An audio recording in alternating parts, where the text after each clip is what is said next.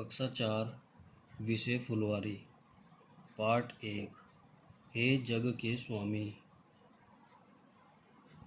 उत्तर लिखिए। प्रश्न क। कविता में प्रकाश के स्वामी से क्या प्रार्थना की गई है? इसका उत्तर लिखेंगे हम। कविता में प्रकाश के स्वामी से प्रार्थना की गई है कि जब आप पूरे संसार को अपने प्रकाश से चमका चुके हों, तब मेरे जीवन रूपी मार्ग में भी कुछ उजाला कर देना। प्रश्न ख। ईश्वर को जग के प्रकाश का स्वामी क्यों कहा गया है? प्रस्तुत कविता में कवि कह रहा है, प्रस्तुत कविता में सूर्य, चंद्रमा और तारों को ईश्वर का रूप माना गया है, इसलिए उन्हें जग के प्रकाश का स्वामी कहा गया है। प्रश्न ग। कविता के आधार पर ईश्वर की महिमा का वर्णन अपने शब्दों में कीजिए। उत्तर। कविता में कवि ने बताया है कि ईश्वर द्वारा रचित सूरज और तारे किस प्रकार अपने प्रकाश से पूरे संसार को रोशन कर रहे हैं, और साथ ही कवि ने अपने जीवन रूपी पथ पर भी प्रकाश फैलाने की कामना या आशा की है। इसी पाठ का प्रश्न नंबर 2 है। कविता की पंक्तियों को सही क्रम में लिखिए। फैल रही है कीर्ति तुम्हारी, बन करके चांदली धवल, चमक रहे हैं लाखों तारे, बन तेरा श्रृंगार अमल, चमक रही है किरणें तुम्हारी, चमक रहे हैं सब जल थल। ऐसे लिख देंगे सही क्रम में। प्रश्न 3। निम्नलिखित पंक्तियों का भाव स्पष्ट कीजिए। इसका पहला है, हे जग के प्रकाश कुछ किरणें चमका देना। इसका भाव आ जाएगा, कवि कहता है, हे जगत के प्रकाश के स्वामी, आप पूरे संसार को अपने प्रकाश से प्रकाशमान कर चुके हो, तब मेरे जीवन रूपी मार्ग में भी कुछ उजाला कर देना।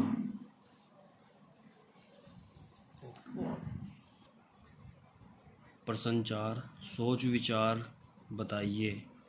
प्रश्न क। हमें प्रकाश किन किन चीज़ों से मिलता है? हमें प्रकाश तारों और सूर्य से मिलता है। इसका उत्तर हो जाएगा ये। प्रश्न ख। प्रकृति के किन किन रूपों को देखकर ईश्वर की याद आती है? उत्तर लिखेंगे इसका। प्रकृति में जीवन को सरल बनाने हेतु सभी प्रकार की वस्तुएं ईश्वर ने बना रखी हैं। ये कार्य ईश्वर के अलावा कोई नहीं कर सकता।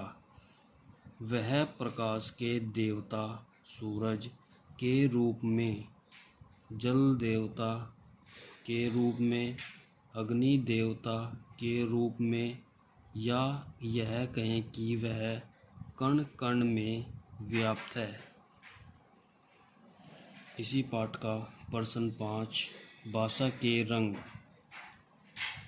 क्या प्रश्न है इसका? जिन शब्दों के अर्थ समान होते हैं उन्हें पर्यायवाची या समानार्थी शब्द कहते हैं। नीचे लिखे शब्दों में से जल और सूर्य के पर्यायवाची शब्दों को चुनकर लिखिए। पर्यायवाची का मतलब समानार्थी शब्द भी होता है। ऐसे हमें लिखने हैं, सूर्य और जल, जल और सूर्य के लिखने। तो पहले नंबर पे मैं लिया सूर्य का। सूर्य का छांट के इसमें से लिखना है हमें रवि, भानु, भास्कर, दिनकर। ये सूर्य के नाम हैं।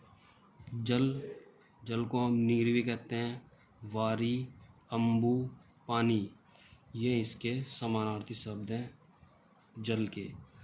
ख प्रश्न। नीचे लिखे शब्दों के तीन तीन तुकांत शब्द लिखिए। तुकांत शब्द ऐसे शब्द जिनसे एक जैसी आवाज़ आती है उन्हें तुकांत शब्द कहते हैं। लाल, माल, गाल, साल, एक जैसी आवाज़ आएगी उन्हें तुकांत शब्द कहते हैं। तेरा, मेरा, फेरा। चमक, नमक, दमक, कनक। अगला पैरा है हमारा संकेत। चमक रहा है तेज तुम्हारा, बन करके चांदनी धवन।